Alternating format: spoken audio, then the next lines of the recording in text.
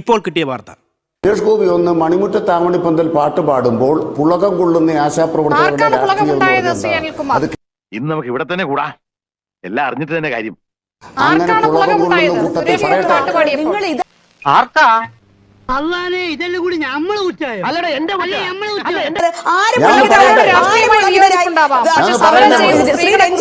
തമാശക്ക് പറഞ്ഞല്ലേ.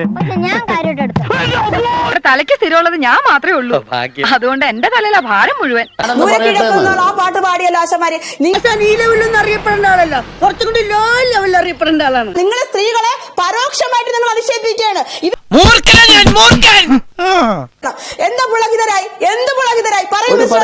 പറഞ്ഞ രണ്ടാമത്തേന് ഇങ്ങനെ തല്ലാൻ തുടങ്ങിയാൽ എങ്ങനെ കുഞ്ഞേട്ടാ? ഒന്നേ എനിക്ക് പറയാനുള്ളൂ, പാർട്ടിക്കാരുടെ മുമ്പിൽ എന്നെ നാറ്റിക്കരുത്. സ്ത്രീകളെ അധിക്ഷേപിക്കരുത്. നിങ്ങളുടെ CIT-യുടെ നേതാവിനെതിരെ ഞങ്ങൾ കേസ് കൊടുത്തിട്ടുണ്ട്. എന്ത് പറയണെന്ന് ഇനി നീ ഇവിടെ രാഷ്ട്രീയം പറഞ്ഞു കേട്ടാൽ ഇട്ടിച്ചതിന്റെ അസ്ഥിയെല്ലാം ഓടിക്കും. Bloody fool. CIT നേതാവ് പറഞ്ഞു, കരീം സാർ പറഞ്ഞു, ഈർക്കിലികളെന്ന് പറഞ്ഞു, പാട്ടപ്പിരിവെന്ന് പറഞ്ഞു.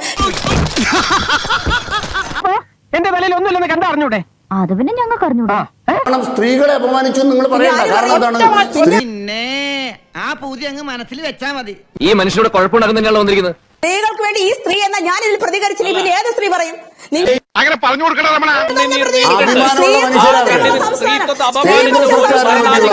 ശത്രുക്കളുടെ എണ്ണം കൂടി കൂടി വരികയാണ്.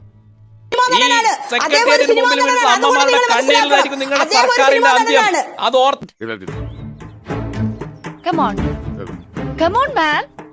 നാഴികയ്ക്ക് 40 വട്ടം സ്ത്രീ ശാക്തീകരണം പറയും, പബ്ലിക്കായിട്ട് വന്ന് സ്ത്രീകൾ അധിക്ഷേപിക്കുകയും ചെയ്യുകയോ. സന്തോഷമായി മല്ലയ്യ, സന്തോഷമായി.